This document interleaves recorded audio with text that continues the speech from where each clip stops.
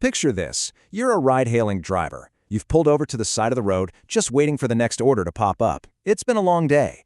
You glance up, and right there, across the street, is a motorcycle dealership. And you see this huge banner hanging out front. It's practically yelling at you. Only $2 a day. That sounds so small, right? So harmless. You think, maybe that's the answer I've been looking for. And the logic in your head just clicks into place.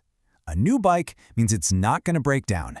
That means more time on the road, which means you can take more orders, and that means more money for your family. A better life feels like it's just one signature away. But hold on. That tiny, innocent-looking number, it's actually hiding a really expensive trap. And it's so well designed that a lot of drivers don't even realize they're basically working for free for almost half the year just to pay off the interest. Okay, so let's just pause for a second. Let's push aside the sales pitch, forget about the emotions, that feeling of wanting something shiny and new. We're just going to look at the cold, hard math behind this whole deal. So, let's take a typical motorcycle, the kind you see all over the city. If you walk in and buy it with cash, it's going to cost you about $1,300.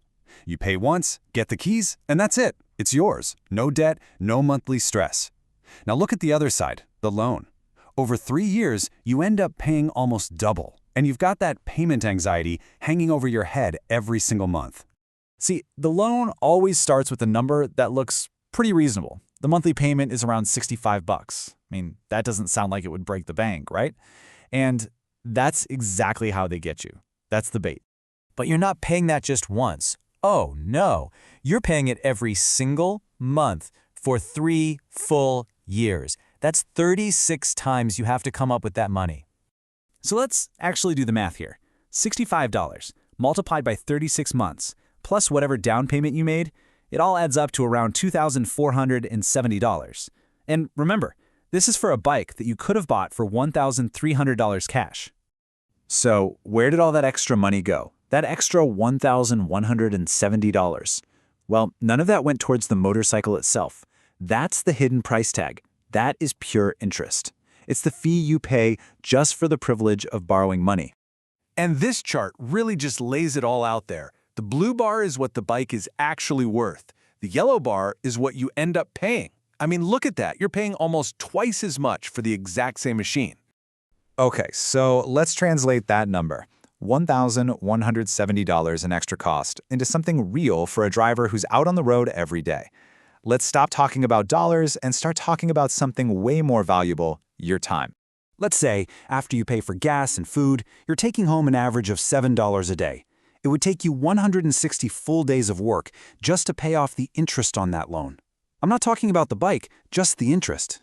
Think about it like this. For the first 6 months of the year, from January all the way to June, every time you start your engine, every trip you make, none of that money is for you. It's not for your family. It's all going straight into the pocket of the leasing company. You only really start working for yourself in July. And you know, here's the absolute worst part of this trap. That $65 monthly payment, it's fixed. It never changes. But your income, that is absolutely not guaranteed. The lender doesn't care if it's a slow week. They don't care if it's raining or if you get sick and can't work. That due date shows up like clockwork, no matter what's going on in your life. You know, this journey always starts out great. The first month, people are like, hey, nice bike. You feel really proud. But then by month 12, the newness is gone, the bike's got some scratches, maybe you get sick, and suddenly the debt collectors start calling. By month 18, you don't even see a tool for work anymore. You just look at that motorcycle and see a vampire, sucking your income dry every single month. So what this really all comes down to is a change in your mindset.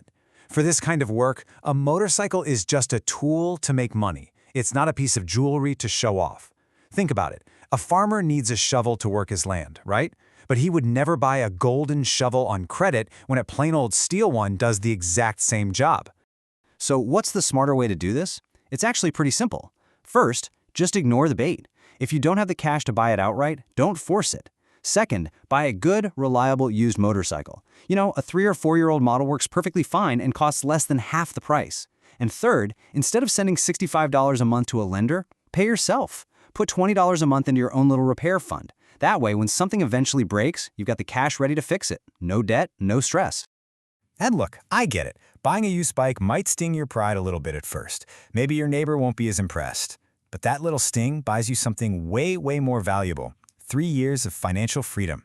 3 years without debt breathing down your neck, without that anxiety, without getting calls from a collector.